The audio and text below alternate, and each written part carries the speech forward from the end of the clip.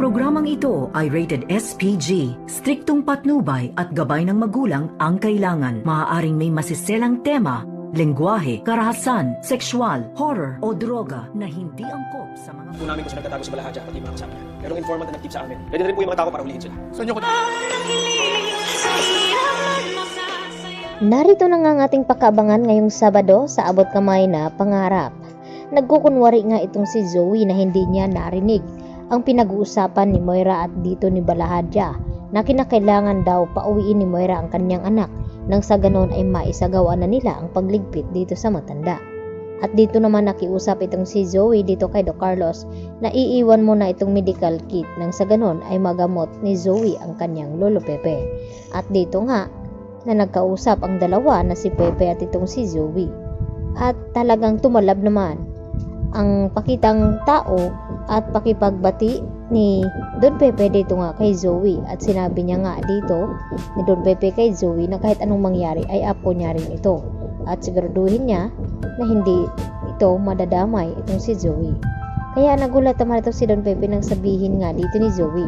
Natutulungan niya nga itong si Don Pepe na makatakas dito kina Moira at Balahaja. At nagpaplano na nga itong si Moira at si Balahaja kung papaano nila ililigpit itong si Don Pepe. Samantala, nakumpirma na nga ngayon ni RJ na magkasabot nga itong si Balahaja at Moira dahil di umano itong si Balahaja ang inutusan ni Moira noon na itago itong hard drive ng CCTV footage ng nangyaring disgrasya dito ni RJ. Kaya walang duda na may kinalaman itong si Moira sa nangyaring pagkawala dito ni Don Pepe. Kaya agad naman na inaksyonan at pinakilos ng mga kapulisan ang mga tauhan nito nang sa ganun ay malaman nila kung saan nagtatago itong si Balahaja at ng kanyang mga grupo dahil may sarili daw pala itong tauhan. At isa dito itong si Moira. At dito na nga nakumpirma ng mga pulis kung saan daw nagtatago ang hideout dito ni Balahaja at ng kanyang mga kasama. At anytime ay pwede na nga daw nila itong sugurin at hulihin. Nakahanda na rin daw ang mga tauhan ng mga pulis na sasama sa kanila at ang gusto pang mangyari dito ni RJ, nasasama daw siya sa mga pulis na iligtas ang kanyang ama. Samantala, ito na nga ibinigay na nga ni Zoe itong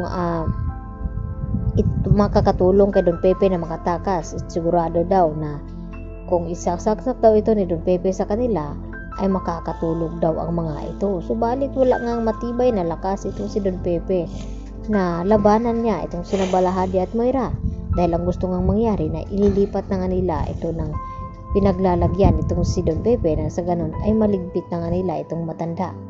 Maabutan pa nga ba nila RJ at ng mga pulis na maitakas nila itong si Don Pepe. At nalaman na nga ngayon ni Annalyn kung saan nagtatago ang mga kidnappers sa kanyang lolo. At dito naman na nagpaalam itong si Annalyn kay Doc Lindon na gustong mangyari din ito na gusto niyang sundan ng mga pulis kung saan pupuntahan kung nasaan ang kanyang lolo at makatulong sa pagligtas nito. At nag-aalala naman itong si Doc Lindon na baka mapahamak itong si Annalyn at sana raw ay walang makakaalam. Subalit baka dito naman haharang itong si Carlos Benitez na makamadamay itong kanyang anak na si Zoe.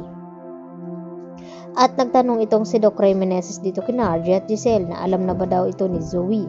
At wala namang balak itong si Giselle na ipaalam dito kay Zoe dahil alam niya kakampi siya ng kanyang ina. Yan lang po at marami pong salamat sa inyong panonood.